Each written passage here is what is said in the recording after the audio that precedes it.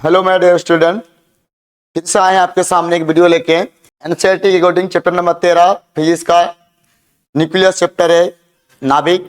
और इसमें जो ये तीसरा लेक्चर है, 2 लेक्चर ऑलरेडी हो चुका है। तो पहले आप अगर 2 लेक्चर नहीं देखे हैं तो 2 लेक्चर देखने के बाद ये लेक्चर देखें, क्योंकि ये लेक्चर जो है बिल्कुल 2 लेक्चर के बाद ही आपको समझ में आएगा। तो हम लोग उस क्लास में रेडियोएक्टिव पदार्थ के बारे में चर्चा किए थे कि फिर रेडियोएक्टिव पदार्थ क्या होता है। तो रेडियोएक्टिव पदार्थ जो होता है आपका ऐसा पदार्थ होता है या ऐसा तत्व होता है या ऐसा एलिमेंट होता है जो अपने आप स्वतः उससे कुछ पार्टिकल निकालता है, ठीक है, जिसका नाम अल्फा बीटा गामा है ना। ये अल्फा बीटा गामा पार्टिकल उससे निकालता है, ठीक है। तो वो उसको हम लोग रेडियोएक्टिव पदार्थ कहते थे। आज हम लोग पढ़ेंगे उस रेडियोएक्टिव पदार्थ के जो क्षय होता है, ठीक है, वो क्षय क्या होता है। उसके बाद किसी भी रेडियोएक्टिव पदार्थ से अगर हम लोग अल्फा निकालते हैं, बीटा निकालते हैं, गामा निकालते हैं, ठीक है, तो उसके द्रव्यमान में, उनकी परमाणु संख्या में या उसके और चीज में क्या परिवर्तन होता है उसके बारे में चर्चा करेंगे। और सबसे पहले तो ये VBI क्वेश्चन होगा कि अल्फा बीटा गामा का जो प्रॉपर्टीज होगा, गुण होगा, ये बहुत VBI होगा। यहाँ से ऑब्जेक्टिव बहुत अच्छा खासा पूछता है, 2 मार्क्स का भी पूछता है, 3 मार्क्स का भी पूछता है। तो आप यहाँ देख सकते हैं पीछे जो चलने वाला है। तो चलो हम लोग अब स्टार्ट करते हैं और आप इसको स्किप ना करके पूरा वीडियो को देखें, तभी आपको जो है अल्फा बीटा गामा का जो क्षय है, जो डीके है, उसके बारे में पूरी जानकारी मिल जाएगा। तो पहला आपका जो है कि रेडियोएक्टिव पदार्थ या रेडियोएक्टिव जो घटना है, नाभिकीय घटना है, रेडियोएक्टिव पदार्थ से जो रेडियोएक्टिव घटना होता है, उस घटना के बारे में खोज किसने किया था। तो उसका खोज जो किया था AH वेकुलर ने किया था।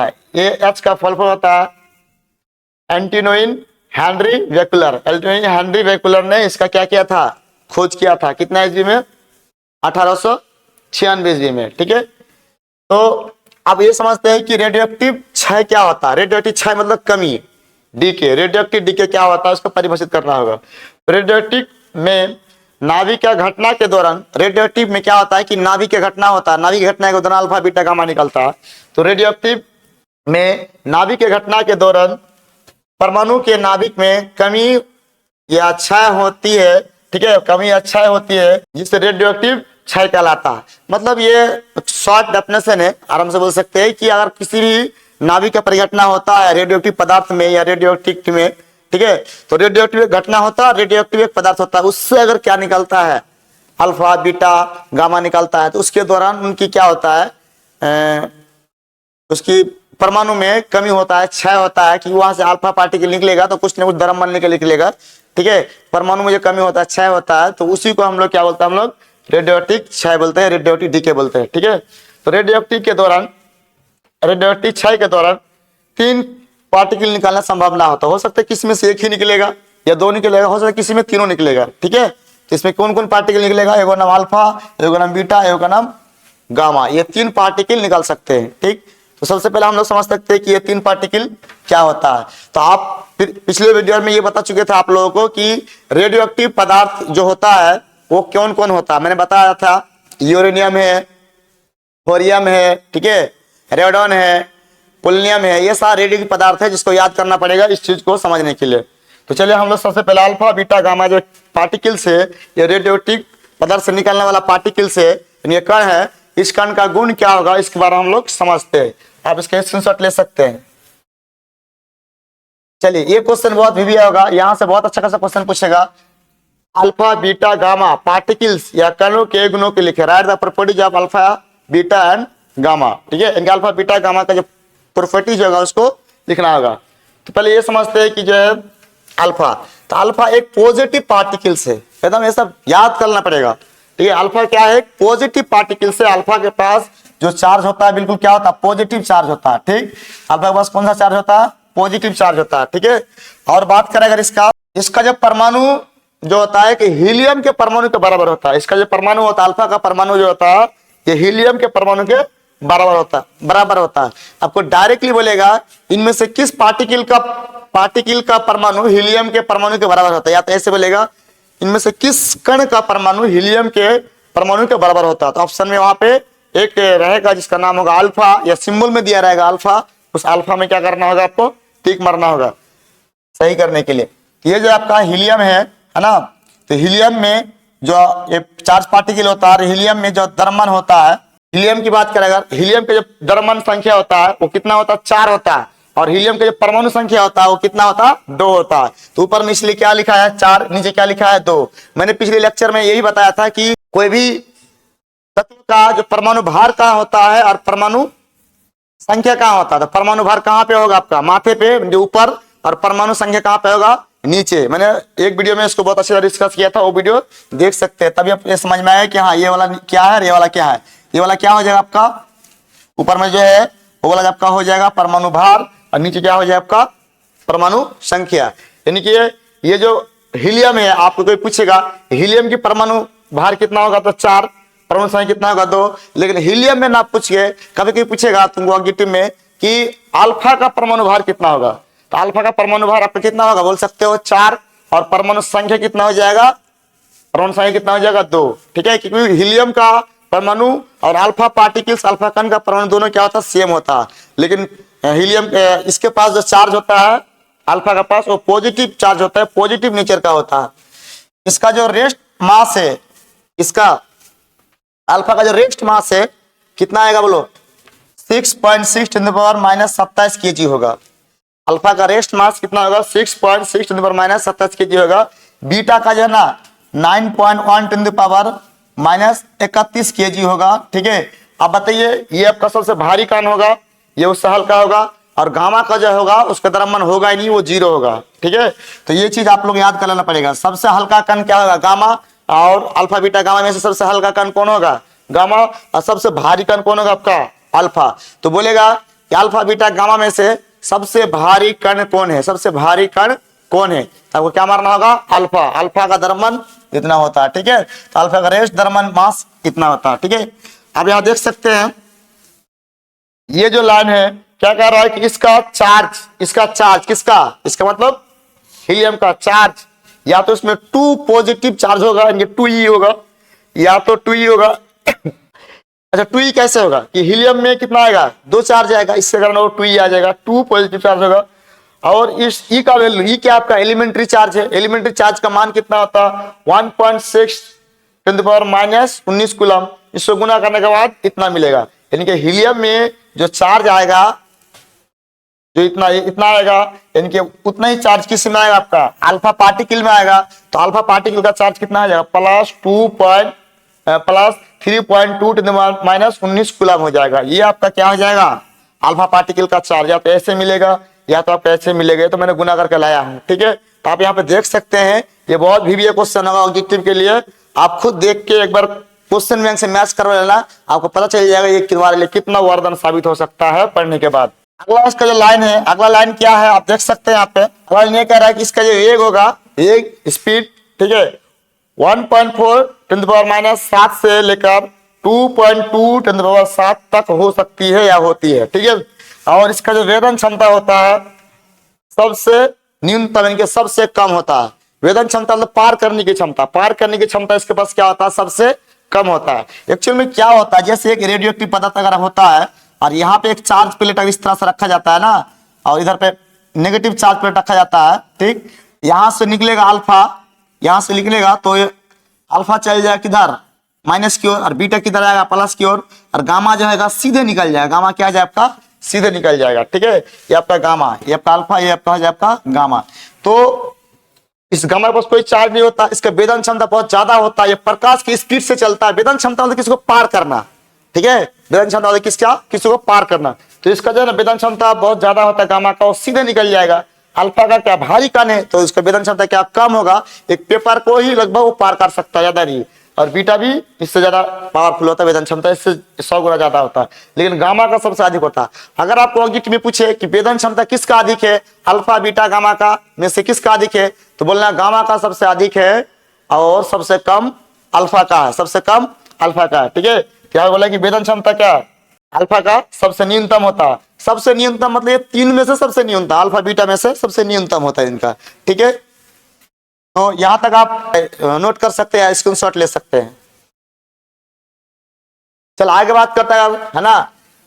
इसका जो आयनिक क्षमता होता है सबसे अधिक होता है। अल्फा का जो आयनिक क्षमता होता है अल्फा का जो आयनीकरण का जो पावर होता है वो सबसे अधिक होता है तीनों में से।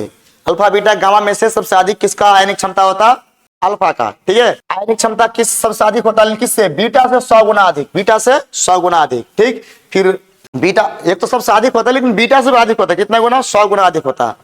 चलिए, और बात करें अगर हम लोग बीटा का, अभी बात करेंगे बीटा का गुण क्या है। ठीक है, तो बीटा एक नेगेटिव चार्ज पार्टिकल से, यह एक इलेक्ट्रॉन है। बीटा एक नेगेटिव चार्ज पार्टिकल से या एक इलेक्ट्रॉन है।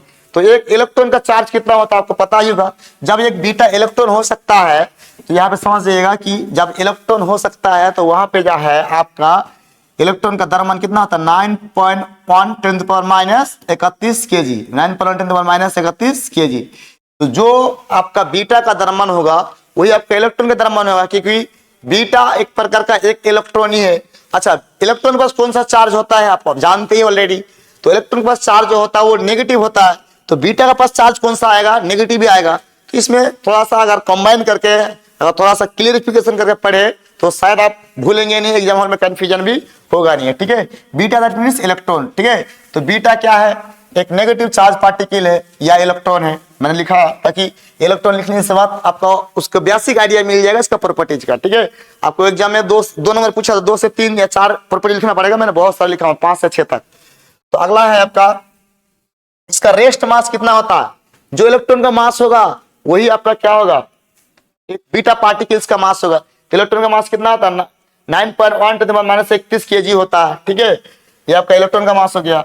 वही बात करें इसका अगर चार्ज, जो इलेक्ट्रॉन का चार्ज होगा वही आपका बीटा पार्टिकल का चार्ज होगा। तो इलेक्ट्रॉन का चार्ज क्या होगा? -e या तो -1.6 × 10⁻19 कूलम होता है। ठीक है, एकदम बेसिक तरीके से ये बात अगर समझ में आ गया तो फिर इसका जो बाकी जो प्रॉपर्टीज है लगभग आप लिख सकते हैं। ठीक है, और इसका जो वेग होता है इतना से इतना तक होता है। अब इसका आयनिक क्षमता की बात करें, इनकी आयनिक क्षमता, इसका आयनिक क्षमता अल्फा से 100 गुना कम, अल्फा से 100 गुना कम और गामा से 100 गुना अधिक होता है। इसका जो आयनिक क्षमता होता है अल्फा से 100 गुना कम, अल्फा में सबसे अधिक होता है, बीटा से 100 गुना ज्यादा होता है। लेकिन गामा की बात करें तो गामा जो है ना अल्फा से 100 गुना कम और गामा से 100 गुना अधिक आयनिक क्षमता होता है। सबसे आयनिक क्षमता कम जो होता है आपका गामा में होता है, सबसे आयनिक क्षमता गामा में होता है। ठीक है, चलिए, और इसका वेदन क्षमता की बात करें अल्फा से 100 गुना अधिक होता है, अल्फा से अधिक होता है, लेकिन गामा से 100 गुना फिर कम होगा, गामा से कम। सबसे वेदन क्षमता कम आपका अल्फा का होता है, उसके बाद बीटा का होता है, और लास्ट में सबसे अधिक जो होता है वेदन क्षमता वो गामा का होता है। वो सीधे निकल जाएगा, वो प्रकाश की स्पीड से चलेगा। आप सोचिए जरा, कोई भी चीज एनर्जी, अगर एक एनर्जी का फॉर्म होता है वो गामा, अगर कोई भी एनर्जी अगर प्रकाश की स्पीड से किसी मकान को पार करते हुए निकले तो उस मकान का कुछ रख सकता है। प्रकाश का स्पीड होता है 3 मीटर पर सेकंड होता है, इनके 3 लाख किलोमीटर प्रति सेकंड होता है।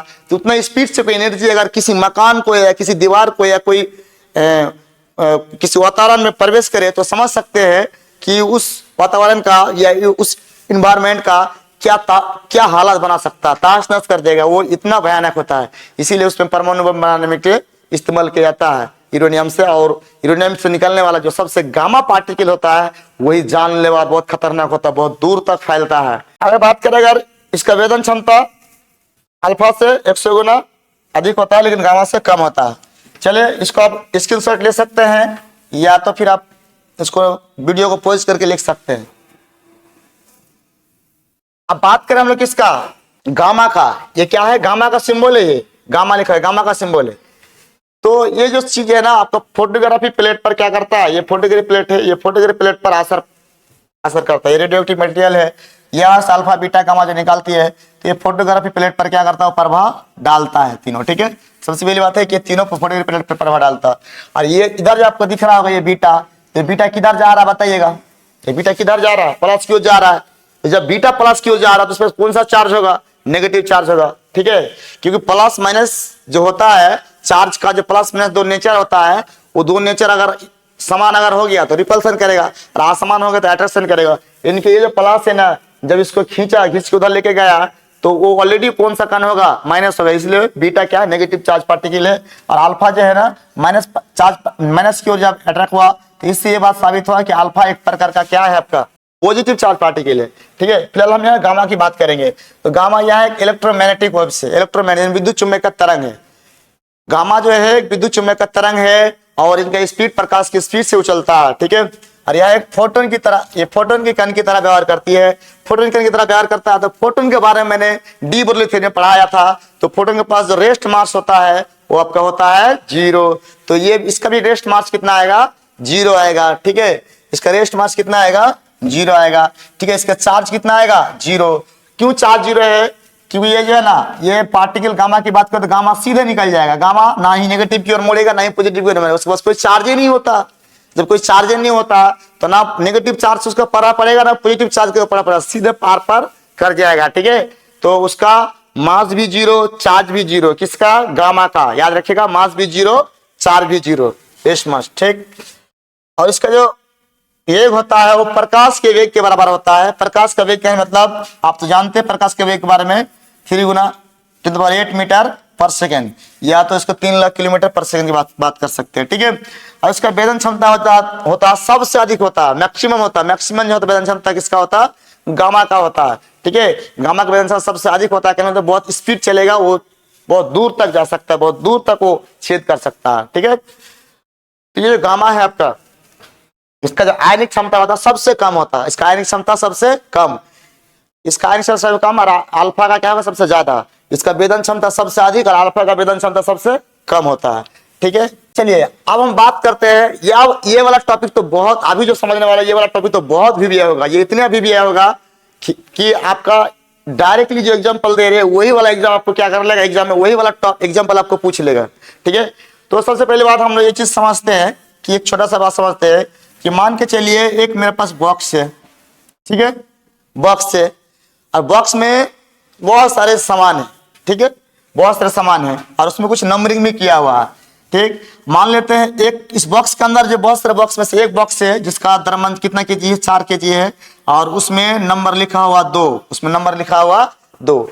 अगर इस 4 केजी वाला बॉक्स को निकाल लेंगे तो वहां पे बॉक्स नंबर 2 निकल जाएगा और उसमें द्रव्यमान कितना घट जाएगा, 4 घट जाएगा। नहीं समझ में आया, अगर इस 4 केजी सामान निकाल लेंगे यहाँ से तो 4 केजी तो द्रव्यमान घट ही जाएगा, लेकिन वहां पे बॉक्स नंबर 2 जो था वो भी हट जाएगा, ठीक है।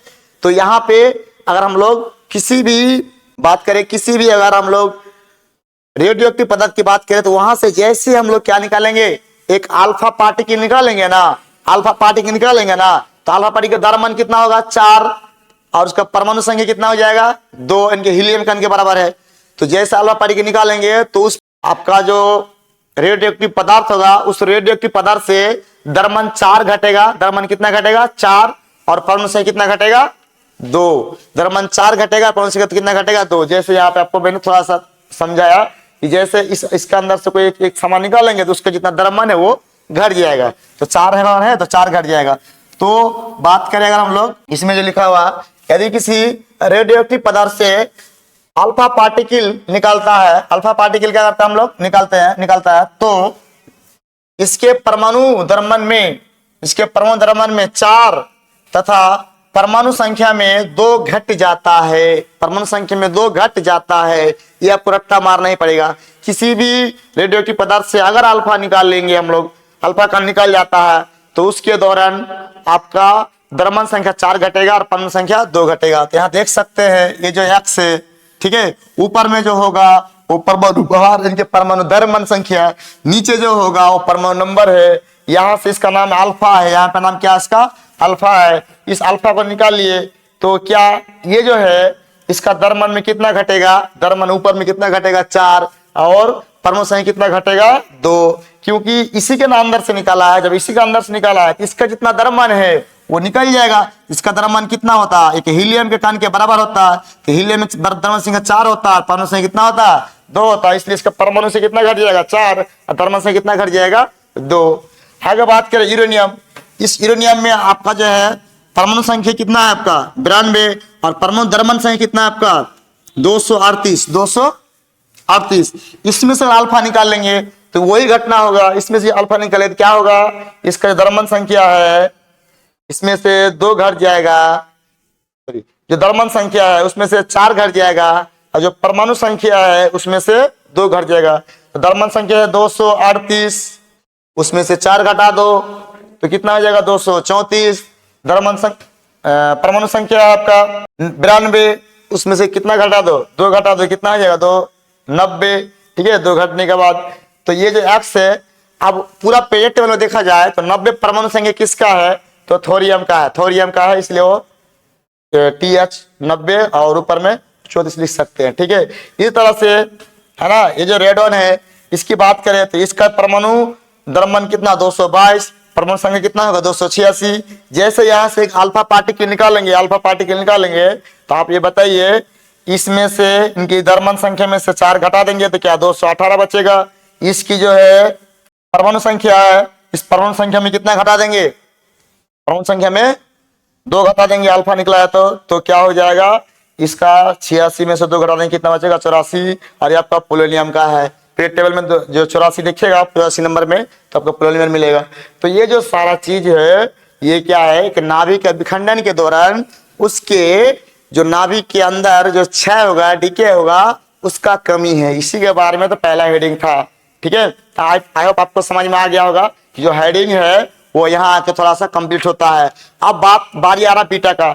जब बीटा आएगा तो हम लोग क्या करेंगे, तो इसको आप लोग एकदम उतार लीजिए और इसको समझ लीजिए और देख लीजिए। ऐसा बहुत सारा और एग्जांपल आ सकता है, डायरेक्टली एग्जाम में पूछेगा, देख लेना। यदि किसी रेडियोएक्टिव पदार्थ से बीटा, अब अल्फा निकाले तो ठीक था, बीटा निकालेंगे। यदि किसी रेडियोएक्टिव पदार्थ से बीटा कण को या पार्टिकल को निकाला जाता है या निकालता है तो उसकी परमाणु संख्या में और द्रव्यमान संख्या में, परमाणु संख्या में 1 वृद्धि हो जाती है। परमाणु संख्या में 1 ऑलरेडी क्या हो जाएगा, वृद्धि हो जाएगा, और द्रव्यमान संख्या में कोई परिवर्तन नहीं होगा, द्रव्यमान संख्या में कोई परिवर्तन नहीं होगा। ठीक है, जैसे हम एक बीटा निकालेंगे तो बीटा निकालने के दौरान उसमें परमाणु संख्या में 1 वृद्धि हो जाएगा, लेकिन उसकी द्रव्यमान संख्या में कोई परिवर्तन नहीं होगा। ये आपको रट्टा मार लेना पड़ेगा। ठीक है, तो जैसे यहाँ पे क्या है, एक्स का द्रव्यमान संख्या ए है और परमाणु संख्या कितना जेड है। अगर मैं यहाँ से क्या निकाल लेता हूँ, बीटा निकाल लेता हूँ, तो इसमें तो ये में तो कोई परिवर्तन नहीं आएगा, इसलिए एक जो कहते हैं उतार देंगे। अब ये जो जेड है, जेड क्या परमाणु संख्या, इस परमाणु संख्या में 1 क्या हो जाएगा, वृद्धि हो जाएगा, 1 क्या हो जाएगा, वृद्धि हो जाएगा, इसलिए 1 उसमें क्या कर देंगे, हम लोग जोड़ देंगे। इस तरह से इसको देख सकते हैं। जैसे यहाँ से बीटा निकालेंगे तो इसकी संख्या में कितना हो जाएगा, 1 वृद्धि हो जाएगा, और ये द्रव्यमान संख्या बिल्कुल क्या रहेगा, सेम रहेगा। परमाणु संख्या सेम, द्रव्यमान संख्या क्या होगा, 1 वृद्धि होगा, ज्यादा नहीं 1 वृद्धि होगा। बीटा निकालने पर अल्फा निकलेगा तो द्रव्यमान में वृद्धि होगा और परमाणु संख्या द्रव्यमान भी घटेगा और परमाणु संख्या भी घटेगा। लेकिन बीटा में ऐसा नहीं होता। बीटा में ऐसा होता है, बीटा निकालने पर उसकी परमाणु संख्या में 1 वृद्धि होगा, बढ़ जाएगा, और द्रव्यमान संख्या में कोई परिवर्तन नहीं होगा। यहाँ पर आप देख सकते हैं, इसका भी स्क्रीनशॉट ले लीजिए, ये भी आपको एग्जाम में पूछेगा। अब गामा पार्टिकल्स अगर किसी रेडियोएक्टिव पदार्थ से निकालते हैं, गामा पार्टिकल्स निकालते हैं तो उसके दौरान ना ही उसका परमाणु संख्या में वृद्धि होगा, ठीक है, ना ही कमी होगा, ना ही उसका द्रव्यमान संख्या वृद्धि होगा, ना ही उसका कमी होगा। तो इसके दौरान ना ही परमाणु संख्या वृद्धि होगा, ना ही द्रव्यमान संख्या वृद्धि होगा, बिल्कुल क्या सब सेम रहेगा। सिर्फ वहां से एक ऊर्जा के रूप में, एनर्जी के रूप में निकल जाएगा, जिसका नाम होगा गामा। तो अगर यहाँ पे कोई ये जो पदार्थ होगा, एक पदार्थ जो होगा, ये आपका कोई रेडियोएक्टिव पदार्थ होगा, और जैसे यहाँ से क्या निकलेगा, गामा निकलेगा, तो सिर्फ वहां से ऊर्जा निकलेगा, ऊर्जा रिलीज होगा, ऊर्जा उत्पन्न होगा, और इसका द्रव्यमान संख्या, परमाणु संख्या में कोई वृद्धि नहीं होगा। लेकिन याद रखिए, ये जितना भी अभी मैंने अल्फा बीटा गामा के बारे में पढ़ा है, ये सिर्फ और सिर्फ रेडियोएक्टिव पदार्थ में ही क्या होगा, रेडियोएक्टिव पदार्थ, जो रेडियोएक्टिव पदार्थ है, रेडियोएक्टिव सबस्टेंस है, उसी में ही लागू होगा, बाकी चीज में नहीं होगा। आप बोलेंगे ऑक्सीजन में होगा तो बिल्कुल नहीं होगा, ठीक है। आप बोलेंगे कि और किसी पदार्थ में होगा, मैग्नीशियम में होगा तो बिल्कुल भी नहीं होगा, सोडियम में होगा तो बिल्कुल भी नहीं होगा, वो रेडियोएक्टिव पदार्थ में ही होगा। रेडियोएक्टिव पदार्थ जो कुछ पदार्थ है, 2-4 पदार्थ है, उसी में ही होता है, बाकी सभी एलिमेंट में बिल्कुल ही नहीं होता है, ठीक है। तो चलिए आज का वीडियो हम लोग यहाँ तक रखते हैं। तो आप ये बताइए कि आप मेरे वीडियो देख के आपको कैसा लगा, आप कमेंट में बता सकते हैं, और मेरे चैनल को सब्सक्राइब करें, लाइक करें, और वीडियो ज्यादा शेयर करें, और वीडियो को फुल लेंथ तक देखिए, पूरा जितना है वो फुल्ली देखें, ताकि आपका कोई भी टॉपिक बीच में मिस ना हो। अगर आप स्किप करके देखते हैं तो फिर उसमें आपको समझने में बहुत तकलीफ होगा, क्योंकि ये जो वीडियो है एक सीरीज बाय सीरीज काम करता है, सीरियल बाय सीरियल काम करता है, एक के बाद एक काम करता है। तो इसलिए इसको फुल वीडियो को देखने का काम करें। तब तक के लिए जय हिंद, जय भारत।